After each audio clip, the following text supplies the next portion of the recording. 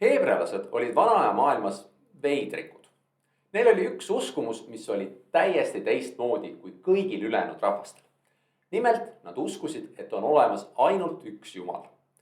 Kõik teised rahvad, egiptlased, sumerid, assüürlased, babüloonlased, pärslased, indialased, hiljem õpime veel kreeklasi ja roomlasi. Kõik uskusid sellesse, et maailmas on palju jumalaid, kellest igaüks on seotud mingi eluvaldkonnaga. Taeva jumal, päikese jumal, armastuse jumal ja nii edasi.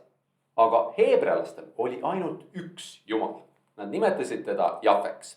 Nad uskusid, et Jahve on maailma loonud, et ta on kõikvõimas, et ta on kogu aeg olemas olnud.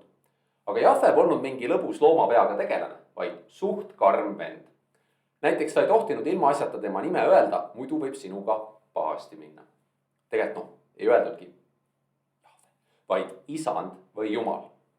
Ja muidugi heebrealased uskusid, et teisi jumalaid pole olemas ja et kui sa peaksid mõnda teist jumalat kummardama, siis Jahve võib sulle kätte maksta. Ja selleks, et olla jumalale meelepärane, tuli täita 10 käsku, mille Jahve oli andnud heebrealaste ühele juhile Moosesele. Ja need 10 käsku olid: sul ei tohi olla muid jumalaid minu kõrval, minu siis Jahve kõrval. Sina ei tohi jumala nime ilmaasjata suu võtta. Nendest 2 esimesest me rääkisime. Sina pead pühapäeva pühitsema. See tähendab, et pühapäeval tööd ei tee. Sina pead austama oma ema ja isa. Sina ei tohi tappa. Sina ei tohi rikkuda abielu. Sina ei tohi varastada. Sina ei tohi valetunnistust anda oma ligimese vastu. Põhimõtteliselt ära valeta teiste inimeste kohta. Sina ei tohi himustada oma ligimese koda. Põhimõtteliselt ära varasta teise inimese kodu. Sina ei tohi himustada oma ligimese naist, sulast, ümmardajat, kariloomi ega midagi muud, mis on tema oma.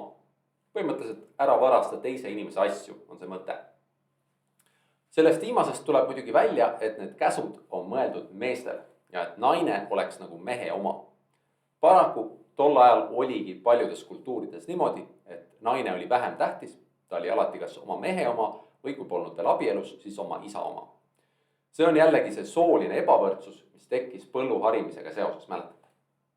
Need olid siis need juutide usundi 10 käsku. Selline ühe jumala usk oli sel ajal täiesti haruldane, aga tänapäeval on see valdav. 2 tänapäeva suurimat usundit, kristlus ja islam, on mõlemad ainujumala usundid ehk monoteistlikud usundid. Aga juudid olid siis selles asjas esimesed, kes andsid hiljem inspiratsiooni ka teistele. Nad olid siis ainujumala usku juba enne, kui see lahedaks muutus.